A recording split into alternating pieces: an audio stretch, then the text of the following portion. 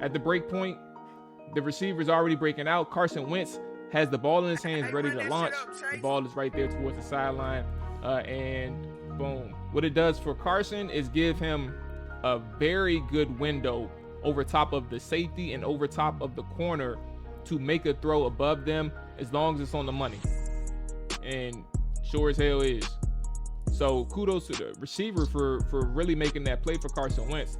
But great accuracy, arm strength, and velocity to get that ball over there. I think it was a 60-yard throw. On that crosser right there where your eyes should be, because it's right in front of you, you have instant yards of separation because you know that read is the one you have to make. That is kind of what gets you in trouble. Or if you know that's the right read and the safe read to extend the drive, that's the one that you need to make.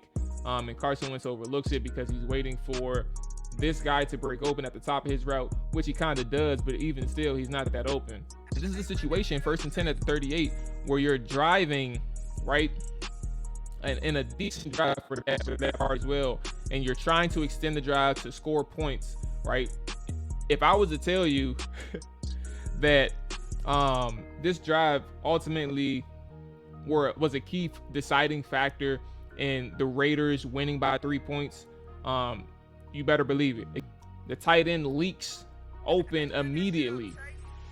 Again, when I ask you all, or when I say he's looking downfield, but is he seeing downfield? You can't say that he's seeing downfield. Look at this space right here. And ask yourself, before I answer, ask yourself, how many yards would the tight end would have gotten with the space between, with at least 5-6 yards of space between him and the nearest defender? You're getting at least a first down because the first down sticks are right at the bottom right here. It's at the 31-yard line, or excuse me, the 29-yard line.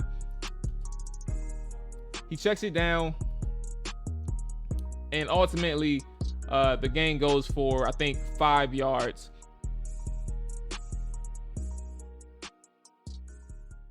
What's going on, y'all? This is Mo, your host of the Trap or Die podcast, and I'm just here to tell you, man, while you're here, if you're new, make sure you hit that like button, make sure you hit that subscribe button, make sure you follow us, man, as we continue to push out this content and create some things for the Washington Commanders and the NFL, man, but mainly the Commanders. This is a Washington channel. I want everybody to be involved. I want everybody to catch these live streams weekly. I want everybody to be a part of this growth that we got going on over here, man. So if you're here, if you're new, hit that like button, hit that subscribe button. Make sure you stay tuned, man, for much more content, fire content, and as we keep things pushing, man. So yeah, get to it. We appreciate it. All that good stuff. Peace. What's going on, y'all? Welcome back to another film session provided to you by 214 Media and the Trap or Dive podcast crew, man. My name is Molly Moore, your host of the Trap or Dive podcast. And we're going to talk a little Carson Wentz on this episode, right? Obviously, Washington just traded for him. There is no other quarterback, Deshaun Watson, coming to Washington, unfortunately. But, we have to kind of, accept the fact that Carson Wentz is the quarterback for the Washington Commanders, and just understand, what we're actually getting into when it comes to Carson Wentz. Obviously, off the field, there's been some questions about him, trying to figure out, what his mentality is as he approaches coaching situations, backup quarterback situations, bridge situations, and how he handles that. But what type of quarterback is he on the field? And that's what we're here to explore. I watched 5 games of Carson Wentz. What you'll see is probably clips mainly from 3, the back end of my film session, and then maybe like 1 or 2 from one of the earlier games that I watched, but mainly clips from the last 3 of the 5 that I ended up watching. And you'll kind of see some of the strengths that stand out for Carson Wentz, but also you'll see some of the struggles that gets him in trouble, and what people mean by his arm strength, what people mean by some of his favorite throws to make, and what people mean by some of the processing issues that he's seeing on the field, good and bad. But to be honest with you, this is mostly good film from Carson. And moving forward, also the last thing before we get into the film is just understanding, that last game with the Jacksonville Jaguars, that is not in this film session. We want to take a deep dive into that. To be honest with you, if you pay attention to everything that's going on with the Indianapolis Colts, believe it or not, Carson Wentz was one of several issues that day against the Jacksonville Jaguars.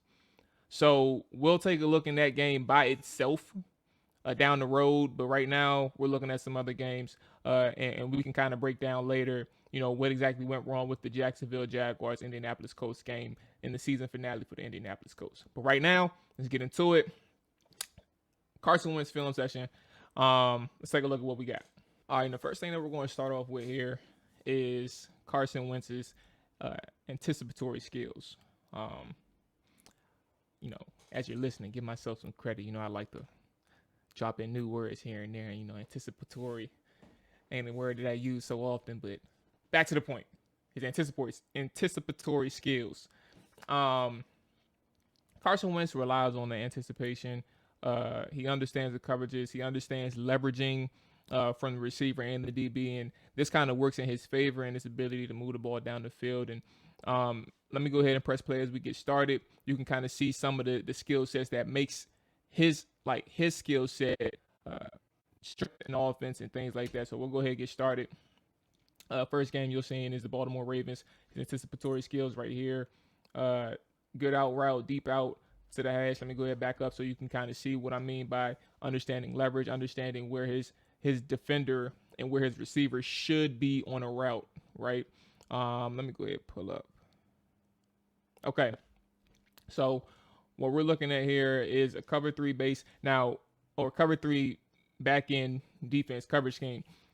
Now, Baltimore, Tampa, and somewhat of the Raiders, they had a really good disguise in a sense, probably based on personnel that the Colts implemented, because they do use a lot of multiple tight end sets, the Colts do. But their coverage kind of had that single high look. You'll kind of see them right here. Single high look. All three teams had that single high look, but they ran a variety of coverages out of that single high look. So while the Indianapolis Colts see a cover 1, depending on when they want to adjust at the end, it may not end up in a cover 1 when the snap is made. So let's go ahead and take a look. Ends up looking like a cover 3 in a sense from this formation, but you see the protection right back here is pretty clean for him. And at this point, let's go ahead and rewind it back so I can kind of highlight again. At this point, his receiver at the top of the screen takes in an outside release, attacking the defender's left shoulder, and actually does a good job eating up space, eating up the cushion. And Wentz is on it the entire time. And then he takes his stem after he approaches the defender. He takes his stem up the field and gets the DB to commit. Again, when we talk about what the receiver and what the quarterback is doing, Carson Wentz is seeing all of this as it happens live and at a quick pace. So when the receiver goes from his outside release to up the field in his stem in a straight line, he gets his cornerback to commit. And you can see him kind of rotate his hips. Automatically, Carson Wentz knows there's an out route coming. The defender has lost already with his leverage, and there's and boom. Took me a second to spit it out, but you kind of see it right here. At the break point, the receiver's already breaking out. Carson Wentz has the ball in his hands ready to launch. The ball is right there towards the sideline, and boom. Accurate, a good throw. Decent accuracy, which you kind of want to see from Carson Wentz right here, and I'll back it up a little bit more. What you kind of want to see from Carson Wentz right here really is to see a quarterback lead him to the sideline. So everything to this point is very good for him, but you don't want your receiver turning inward and making that type of catch on the sideline. You want him kind of leading towards the sideline and get him to have room to run. Some more anticipatory skills from Carson. Same thing, same setup in a sense. So Carson Wentz is knowing that the deep curl is coming, and you have a press man situation with his receiver. So ideally, and this is also a note to Wentz's arm strength, ideally you want that ball as close to the sideline as possible, but obviously in range for your receiver, because you know where the receiver is going. The cornerback doesn't know. He's taking it upfield, and it's looking like a fly route. So you're getting the cornerback to kind of commit to the fly, even with the single high over top. This is cover 1 again, by the way. Mind you that if we go back just a little bit, you get somewhat of a single high look at the tail end.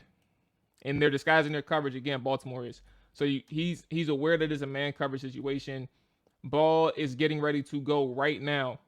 You kind of see it up top. Ball is getting ready to go right now to the curl route. The receiver does a really good job at the break point to create separation again with sudden quickness. So it also helps Carson Wentz in that situation when the receiver wins like that at the top of a route. Completion gets some more additional yards upfield. Again, anticipatory skills. That one, the first two, one was against cover 3, the next one against cover 1 man. Anticipatory skills, once again, at the top of his drop, he's already getting ready to throw. He's already ready. He sees that the cornerback is compromised because he has 2 defenders right here. He doesn't realize that his linebacker is actually crashing towards the running back. So he doesn't really know, even though he has eyes on the quarterback right now, he doesn't really know if he's committing to either the deeper route or the running back right now. And you saw this stutter. So let's go ahead and run it back just for a quick second. You saw him stutter. Wentz is already knowing where he's going to go based on what this cornerback does, but the cornerback is stuck. He has made no decision. So in actuality, Wentz has a 2-way option. He has the running back he can hit, or he has the tight end that he can hit because that cornerback is stuck. If the quarterback committed to one or the other, then he has one option. He has to hit the right read. But reality, Carson Wentz could have hit both options and it would still be accurate a good decision. But here you have the anticipatory skills. The ball is out as the tight end is making his making his break towards the sideline. And Carson Wentz has the ball out ready to go, fired it in between the safety and the cornerback because the cornerback was indecisive. Boom, completion, keep it pushing. But as I mentioned before, Tampa Bay, Las Vegas, and Baltimore, they all ran like this guys look out of cover, like a single high look. But they also have the safeties to kind of do it. So this is what makes it easier for them. This one ends up ultimately being, I think, a cover 3 zone in a sense. And I kind of identify it by how the corners are playing. Corners are playing bell coverage. So their eyes are on the quarterback this whole time, just to seeing where they take him. So let's go ahead and rewind this back. And so you can kind of see the anticipatory skills. I've said it like 1,000 times. Can we keep if y'all are active in the comments, can we see how many times I said this already? Okay. So here we go. Let's go ahead and start it from the snap so you can kind of see what I mean by this. Another situation for Carson Wentz where he's reading the cornerbacks and reading receivers. He knows what the receivers are running. Obviously, you have an out route at the top of your screen. Let's go ahead and start it right here. You have that out route right here at the top of your screen. And Carson Wentz knows that. So what is he doing? He's reading the cornerback. First off, let's go ahead and rewind it. He first wants to get the safety a little bit away from this, even though he's high enough and away from the play. He doesn't have to worry about it too much. But at the top of his drop, that's what he's doing. Just making sure that safety is far enough away to where it's a one-on-one situation. At the top of his drop, he's already getting ready to throw the ball. He knows that the cornerback has outside leverage, but he's playing bell coverage. So what he needs his receiver to do is attack that blind spot from the cornerback. But even still, at the break, there is a 5-yard distance already. So this helps Washington. This helps Carson Wentz in his situation with his receiver to kind of make the throw already. As long as it's accurate and as long as to the sideline, this is the part of the anticipatory skills that you kind of need from Carson Wentz. Is understanding that his cornerback is in bell coverage, so he's willing to give you that anything underneath him because he's expecting something deeper. Boom, out route, ball is out, accurate to the sideline, out of bounds. Tampa Bay ends up giving up, I think, a touchdown on that drive as well, so things work out for him. Let's go ahead and continue this. Same thing, and I'll run it back afterwards. That's the arm strength that you see from Carson Wentz. Let's go ahead and run it back. That's the arm strength that you see from Carson Wentz, but also subtleness from the receiver position that kind of helps Carson and the receiver win on this play. All right, so what you see here, you see a press situation for the cornerback, I'm sure Carson Wentz identifies that at the snap too. Receiver has to make a move at the line of scrimmage, get a good release. But it turns from press to bail. So again, remember I mentioned in the previous play, they ran bail in that situation too. They ran bail pretty often in against the the Indianapolis Colts. So it goes from a press look to bail coverage, and the receiver ends up having a free release. He doesn't have to worry about fighting at the line of scrimmage. Clean release, accelerates at the top of during his stem to get downfield. So now you see the situation. Carson Wentz, again, knows what the play is. He knows what his receiver is running. The receiver does a good job at the top of his route, creating separation by running, I believe it's a jerk stem, looking like he's running a corner. So at the top of his route, he's running a jerk stem in a sense where he's faking the corner route and obviously bending back in at the top for the post. So what it does for Carson is give him a very good window over top of the safety and over top of the corner to make a throw above them as long as it's on the money. And sure as hell is.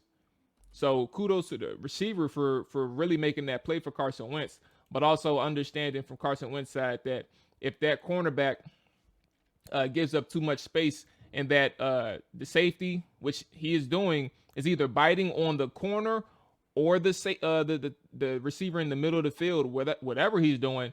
But either way, he is committed to this route being a corner, and that's what you get right there, over the top, touchdown, accurate throw, great accuracy, arm strength, and velocity to get that ball over there. I think it was a 60-yard throw in itself. Got a couple more plays of his and anticipatory ability. Again, please, if you're keeping count, help me out. How many times have I said it? All right, so let's go ahead and get back to it. Let's go ahead and run this play. All right, same thing. I mean, this is the last play, matter of fact, for the Colts and Carson Wentz. The tight end obviously has a corner route. And what happens, Dakota, I'm going to need you to relax. We're talking about Carson Wentz right now. So just do me a favor. Chill out for a second. Let me get through this. You must not like Carson. All right, but here you go. He's running the flag or corner, but at the top of this route, at the top of his break point, he sees that the cornerback that's supposed to have the deep thirds in a sense, he's still bailing because the receiver is doing a good job of taking him upfield. So as long as the receiver is taking him upfield, he has to stay with the deepest receiver. But then there's a corner underneath, and basically Carson Wentz knows that. Ball is out at the break point of the receiver. Accurate to the sideline. He's able to get out of bounds. Pass is complete. I think this is a drive within the 2 minutes for Carson Wentz and the Indianapolis Colts that kind of helps them get in a situation for obvious scoring position, I believe. So another situation of anticipatory skills. And let's go ahead at this point and turn into his arm strength and what his arm strength does for an offense.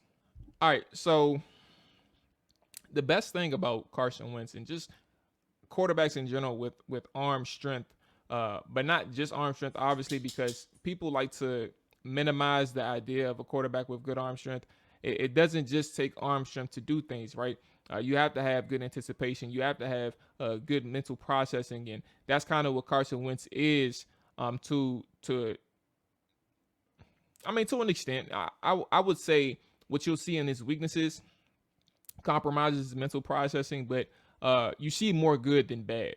That's the bottom line. You see more good than bad, and with Carson Wentz and his arm strength, because he has above average mental processing, he opens up the offense a lot more in ways that I wouldn't say other quarterbacks couldn't do, but other quarterbacks couldn't do. I guess I would say that. So let's go ahead and get into it. Let me show you the arm strength from Carson Wentz. seeing what he can do for the Indianapolis Colts last year, but what he can do for Washington this year as well. So there you go. All right, so let's go ahead and run it back. You kind of see good anticipation here as well. Oh, good Lord, that word. I wonder if that should be the title of the title of the post. But you kind of see what the receiver won at the break point. Carson Wentz knows that as well. He sees it. That's where he was looking the entire time against Baltimore. But he has the arm strength from the opposite hash and the accuracy to get the ball in stride to his receiver. So he catches it at the 40, and because there's an accurate ball with good arm strength, he's not underthrowing it. It's right to him. He's able to get an additional, 15 at the catch point. All right, so here's another situation where Carson Wentz is facing man coverage, cover one look against the Baltimore Ravens. So it seems cover one look. I think Indy ended up keeping some extra pass protectors in, so the linebackers who did have man responsibilities really didn't go out on a route, so ultimately be a 3-man route. Running back stays in the chip. Carson Wentz obviously right here, and Carson Wentz is running his receiver is running a deep curl at the sticks, and it leaves Carson Wentz with that option, knowing that it's one-on-one across the board with a safety over the top. So you have the arm strength here to deliver it. I'll go ahead and run it back after, right? But matter of fact, this is better. So we'll go frame by frame, really. And you see at the top of the route, he's getting ready to curl, but the ball is on its way at the break point. He's breaking into his curl. He's running an inside breaking route, or an inside breaking, but he's going to maneuver toward the sideline. Again, ball is out. Wentz has the arm strength and anticipation once again, right, to make this throw towards the sideline. There's already 1.5 yards between the receiver and the defender, and then the throw is low and away from the cornerback in man coverage. So let me go ahead and run it back. So one more time, so you all don't have to worry about the line that I have up here. Let me go ahead and exit out of this, my bad. I know you all probably see it. How do I close this? Close. All right, let's go ahead and run it back and get out the way. There you go. All right. So another situation, arm strength is important to throw like this.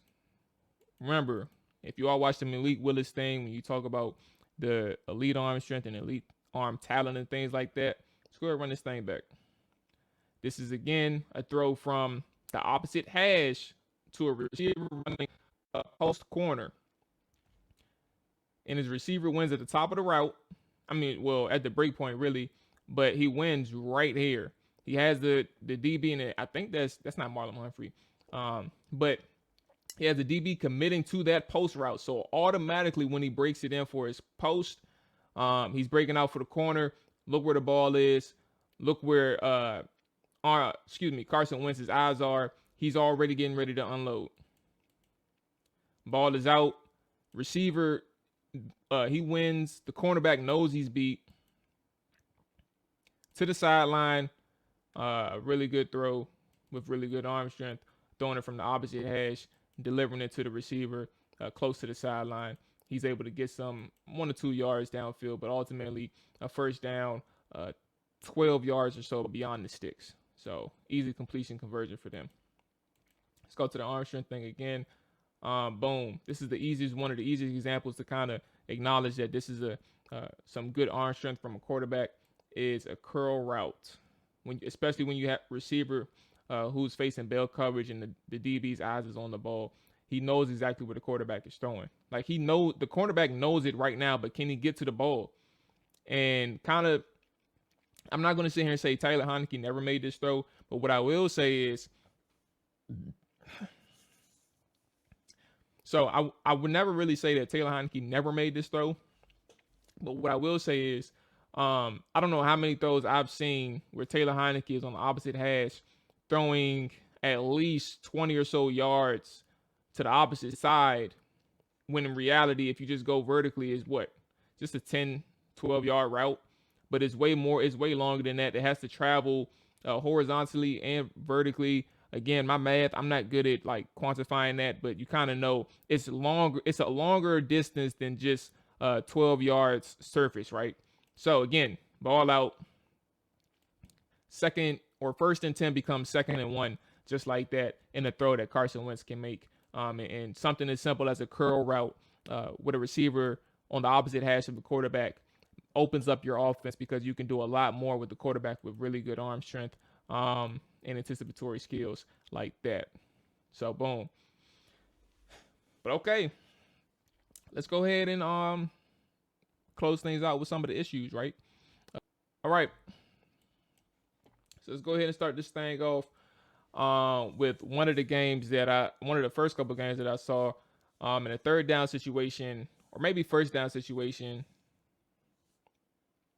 All right, let's go ahead and close this thing out with the processing and accuracy issues that you'll see from Carson Wentz throughout the season with Washington.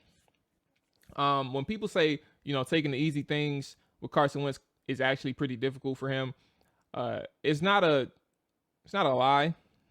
But the degree into which he doesn't take the easy things may have been over exaggerated, but there are examples out there where you can kind of see how some of these things that should be easy does not really become easy for him. And we'll kind of run through this play right quick.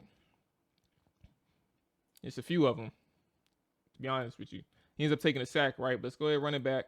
You'll see that in this situation, the Colts are facing a man coverage look from the Tennessee Titans here. And at the snap, at the very beginning, you kind of see the tight end winning with a quick jab step outside and going inside. He stuns the defender, and you automatically have him open right at the bottom. On that crosser right there where your eyes should be, because it's right in front of you, you have instant yards of separation. And even still, the defender who's covering, I want to say that's Doyle, I'm not sure, but the receiver is wide open because the defender even runs further back to cover whoever, and I think he's just trying to get around the Colts receiver. So even still, he's wide open right now too. However, Carson Wentz is looking for the deep throw, and that's kind of what got him in trouble here. Is that if the ball is out and you take the read that's in front of you because you know that read is the one you have to make, that is kind of what gets you in trouble. Or if you know that's the right read and the safe read to extend the drive, that's the one that you need to make. And Carson Wentz overlooks it because he's waiting for this guy to break open at the top of his route, which he kind of does, but even still, he's not that open. Like, he's still covered up there, right? So that's kind of one of the issues that you saw from Carson Wentz throughout the weeks. Is just understanding what that layup is for him. You kind of are a witness to it. Okay, so this one is a 2nd and 15. Let's go ahead and rewind it back just a little bit more. This is a 2nd 15. And you kind of see the pressing issues from Carson Wentz sometimes. And while he understood the coverage, he understood that, it was a one-on-one shot with the deep man down the field. There's also, it's a deep post route with an out, or a breaking in underneath. And you'll see that the post is there, right? Like, he has a step, in a sense, an inside step to make this play happen.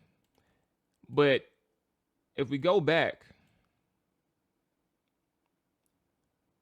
taking the easy stuff sometimes is, not that easy for Carson Wentz. And at this point, he steps up in the pocket, so he still doesn't have time to really throw it right now. He just steps up because he senses the pressure. But at the same moment, that breaking in route is still open. And at the top of his route, he didn't really have to scramble in the way in which he did to elude the pocket. Just a few step up, climbing the pocket just a little bit. Look at your reads. But the issue is his eyes never really came away from that post route. So he steps up a little bit, gets ready to launch, and throws that. However, with the breaking in route, the way in which his receiver did at the top of the screen right up here, even when he climbs up, he still has him open. And then you have the overthrow as well, so he doesn't really give his receiver a chance on that one. Okay. Processing again. Let's go ahead and run through this one.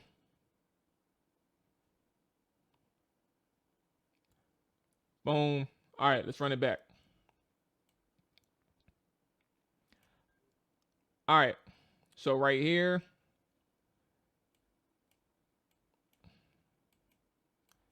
at the top of the screen, you see your running back right there in the flats. You also have a tight end right there open for you in the middle of the field. Let's go ahead and run it back again because that's probably not even fair either. So at the top of the screen, you have your running back that'll end up being in the flats, and you have a tight end right in the middle of the field curling right here. So boom, he sees initially that he's going to TY. The linebacker does a good job, or cornerback, excuse me, in the slack does a good job playing it, and Carson Wentz sees that, so he holds on to the ball, good pump fake, and that part is good. But when you're asking if a quarterback is comfortable finding that secondary receiver, finding that third or tertiary receiver, whatever that word is, new word by the way, found that. But when you're asking a quarterback to find those receivers beyond his first read, that's where things kind of become an issue for him. And while Carson knows where his progressions are, sometimes I wouldn't say it's all the time, but sometimes he has an issue locating them in the action, in the middle of the action. So here we go. Cornerback took the receiver. His first read is gone. Even right here, he changes, and it would appear to you that he's looking down the field. But is he seeing it? He can be looking, but is he seeing it? His receiver is right here. I don't think that he's seeing it. So what does he do? Because he doesn't see it, he takes off. His tight end was wide open. I mean, you be the judge. Here's the situation. And when I tell you like the processing part, this is a really good example because he's done this. This is the one clip that I have for the breakdown, but he's done this on a couple of occasions. Not necessarily spiking the ball as you'll see here, but he's made these quick reactions based on what he senses from his blind side. And he'll just throw either to his receiver that's next to him or throw it away in a quick instance, and this is what you'll see. Wasn't no flag. There was no penalty. It was a live play. So again, let's go ahead and run it back. Ngakoue does a good job creating pressure on the right side. On his left, offensive left, on a PA boot that ends up being a running back screen. But because he senses Ngakoue and feels that the pressure is barreling down on him, he doesn't even know that Jonathan Taylor is wide open. He doesn't know that. So he just spikes it because he's trying to save a drive. But because it's like a robotic process in his head where if he senses pressure and I wouldn't necessarily it hasn't happened all on screen plays, but if he senses pressure in the back of his head, he's like, I have to get rid of it. Whether it's a check down, whether it's out of bounds to the nearest sideline receiver, or for this instance, I have pressure on my backside and I just have to get the ball out of my hands. I'm going to spike it. Oh, shoot. I didn't know that the running back was actually open. This is what you get. So he's done that on multiple occasions, but that's just one good example for the issues that Wentz gets into. All right. Same thing here, and I'm sure you saw it already. Let's go ahead and run it back. Now, again, completion, right? But this is why those things are critical and probably why the Indianapolis Colts fans weren't really appreciative of Carson Wentz, right? Okay, so this is a first down, I believe. Let me go ahead and get the numbers right. Yes, first down and 10, Las Vegas 38. And the field vision again becomes an issue because this is a drive in a game where the Colts and the Raiders were battling. The offensive line for the Indianapolis Colts were giving up a lot of pressure. A lot of teams gave up a lot of pressure against the Raiders front four. Obviously, Crosby and Ngakoue were issues for a lot of teams. But this is a situation, first and 10 at the 38, where you're driving, right, and in a decent drive for that part as well, and you're trying to extend the drive to score points, right? If I was to tell you that this drive ultimately was a key deciding factor and the Raiders winning by 3 points, you better believe it. Again, 7th drive. Here we go. So at the snap, you have a fake dive with a fake reverse on the backside. However, the tight end leaks open immediately. Again, when I ask you all, or when I say he's looking downfield, but is he seeing downfield? You can't say that he's seeing downfield. Look at this space right here. And ask yourself, before I answer, ask yourself, how many yards would the tight end would have gotten with the space between, with at least 5-6 yards of space between him and the nearest defender? You're getting at least a first down, because the first down sticks are right at the bottom right here. It's at the 31-yard line, or excuse me, the 29-yard line. He checks it down, and ultimately the gain goes for, I think, 5 yards. The tight end would have gotten the first down. That was the most positive play on that series right there for the Indianapolis Colts. They end up punting the ball after a bad throw and I think a sack afterwards that kicks them out of field goal range. So again, situations in crunch time, when you see something like that, is he seeing the field or is he just looking downfield? And in most instances, you'd hope that he's actually seeing the field, but in certain instances, you see that he's not really looking beyond his first read. And you kind of wonder what that first read was for Carson Wentz on that play, because he easily and very quickly checked it down to the receiver running the end around. Here, boom, escapes, right? Throws it to the middle of the field. Receiver misses it. But let me go ahead and run it back just in case you missed it. So what you see here for Carson Wentz, again, when you're asking him to look beyond his first read, at the top of the route, you still have plenty of time to make a throw. So what you'll see right here, and what looks to be a deep cover 1, or maybe even cover 3 in a sense, to be honest with you, I think what happened, to be more specific, I think this was cover 1 man. And what happened was this cornerback and this cornerback, or this safety and this cornerback, were supposed to switch depending on which way the receiver ran. So if there was a short receiver running a shorter route, one of these cornerbacks or one of these defenders was supposed to take them, but instead they both took the deeper man, and they both actually took TY, right? Rightfully so. But the deep out is open. The deep out is open. Now, again, this is beyond his first read, so I'm not saying he needs to be looking there at the snap, but can you find him after your first read is taken away? So now the pressure gets to him. He finds a way out. Now, where is he looking? He's still looking at the tight end. But mind you, your receiver has been open since the beginning of the play. And an easy read beyond your initial read becomes a terrible and difficult throw given the context of the play. Again, this drive ends up, I think, going to a punt, if not a field goal. But ultimately, again, the Raiders end up winning by a field goal on their last drive of the game. So I think this actually ended up being a punt.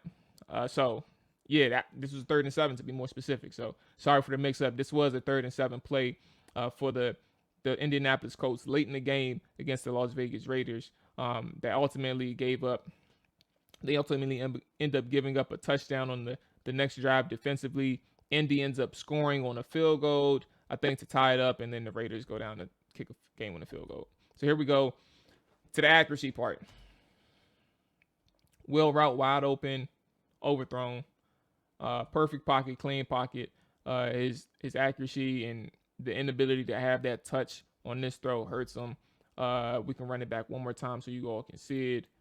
Just once more, clean pocket, wheel route. They played it perfectly in a game, again, that the Raiders and the Colts were battling. And Wentz is in a situation where they're up 17-13 on this specific drive in the 3rd quarter, or maybe heading into the 4th quarter. And because of everything that you've been going through, the pressure, some bad throws throughout the game, and you have this one layup, this one easy throw to make, and you overthrow it to Ty, who, if he catches it in stride, you don't know what he's capable of doing because of how good he is after the catch. So this could have gone for touchdown, or this could have just went for a easy play to put them in scoring range again. All right, so here we go. Let's go ahead and run this. And when people talk about touchdowns and the opportunities that Carson Wentz has, the 27 touchdowns, 7 interceptions, you know what this should have been. You know what this should have been. So let's go ahead and rewind this. Here we go. At the top of his drop, he senses pressure. Obviously, steps up, does a good job doing that right there, right? Now you can take off if you want to, or you can make this or attempt to make this throw. Right here, he's open.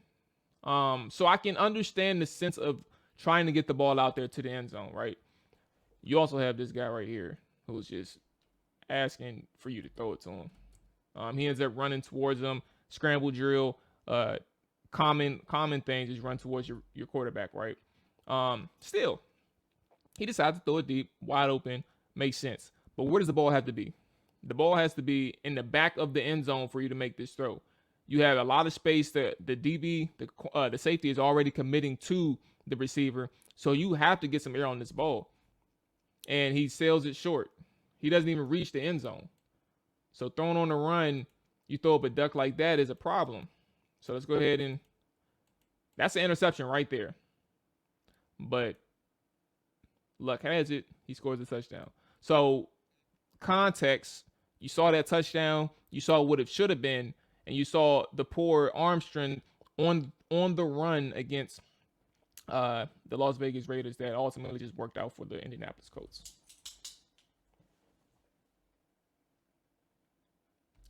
All right.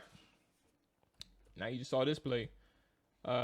This was a corner route towards the sideline in a 2-minute situation for the Indianapolis Colts, in which you're obviously the goal is to move downfield in a reasonable time, depending on how much time you got. If you don't have that much time, you want to move downfield as quick as possible in as many chunks as possible. And this is the issue that you saw right here. The accuracy part, throwing short of the receiver.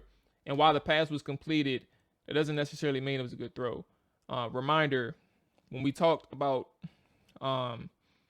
Malik Willis from Liberty, there was a couple throws in the breakdown where I showed you he completed them. But does that mean it was an accurate throw? Sometimes you kind of, when it comes to accuracy, it's can he deliver the ball to the receiver first and foremost, but can he deliver the ball in a way where it's advantageous to the receiver? Like, that's how you determine what good accuracy is. Yes, you can throw it to the guy, but is he throwing to the guy that's in stride? Is he making him drop low to catch the ball? Is he making him jump high to catch the ball when it doesn't call for it?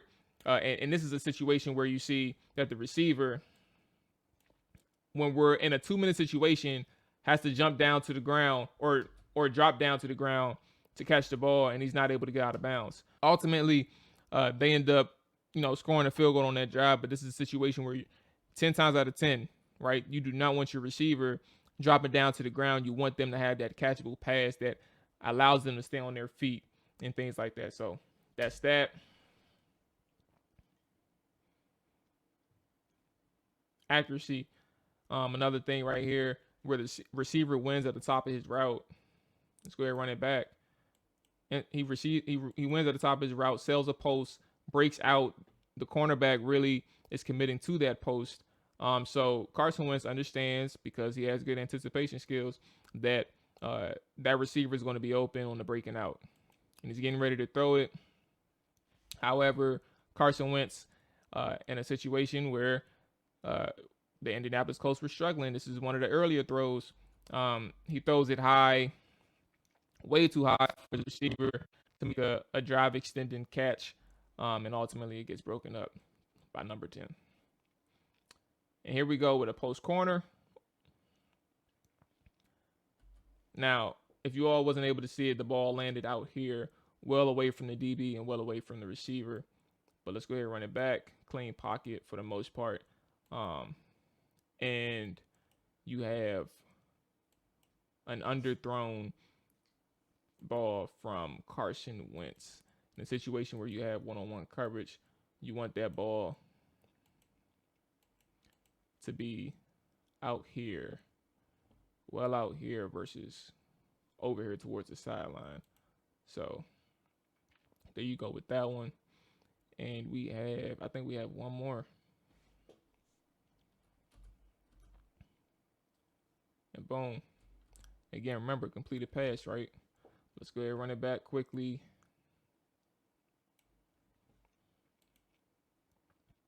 Now, you have a post and you have it's basically a scissors concept. You have a post and you have a corner. And Carson is reading the safety and which route he decides to take. He sees that his hips are open. He knows this. This is all processing pretty quickly for them in real time, but he sees that his hips are open to the corner and close to the post. So where does the ball need to be? Right up here, midfield. So right here, Carson and Pittman has won. The ball needs to be out here again. Instead, it's underneath into the left hash. So what could have been a bigger play and a touchdown ultimately ends up being like a 20 or so yard gain for the Indianapolis Colts, and he stopped right here. So that is a concern or a noted issue for Carson Wentz. All right, I mean, that was the Carson Wentz breakdown, man, and hopefully you all enjoyed it. If you did, don't forget, like, subscribe, all that good stuff, man. I appreciate it. There's going to be much more content moving forward as well. For me, Carson Wentz is a quarterback that you can win with. He won't be somebody that you win in spite of, like Taylor Heineke and what's his name, Dwayne Haskins, from 2019 and 2020, where you're asking these guys to make some easy reads and easy throws, and sometimes they just can't do it.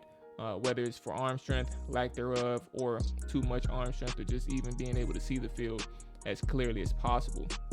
For Carson Wentz, I think that I would say it benefits, obviously, players like Terry McLaurin, De'Ami Brown, who are going to be considered as the deep threats for this Washington Commanders offense. But I would love to see how Curtis Samuel is implemented in a situation, because I believe that he's good enough to work that intermediate level of the field. But is Carson Wentz going to see it as often? I would lean yes, right?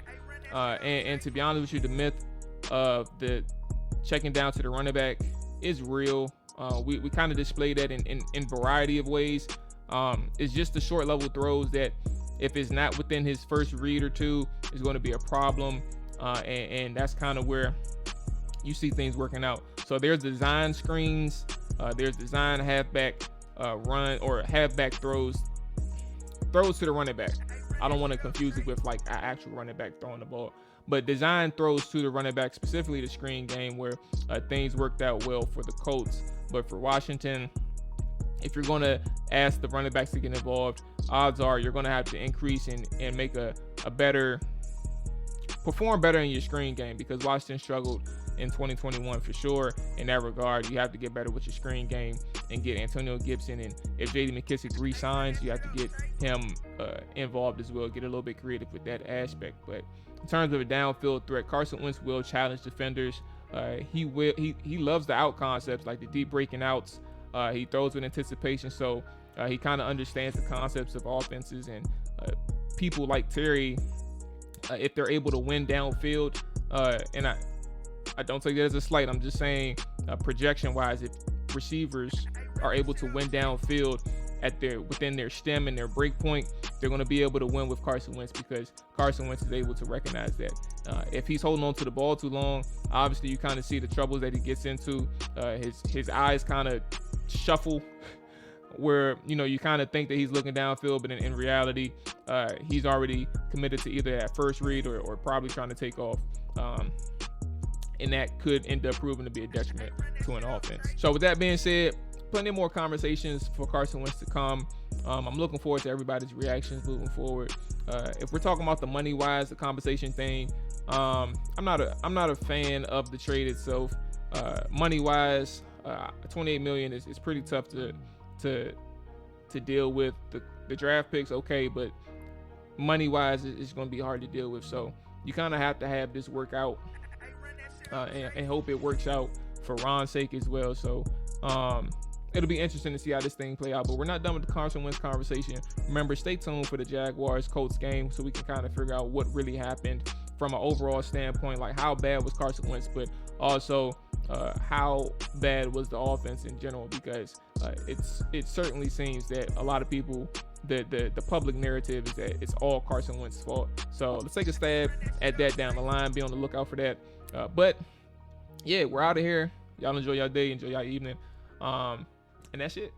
Peace.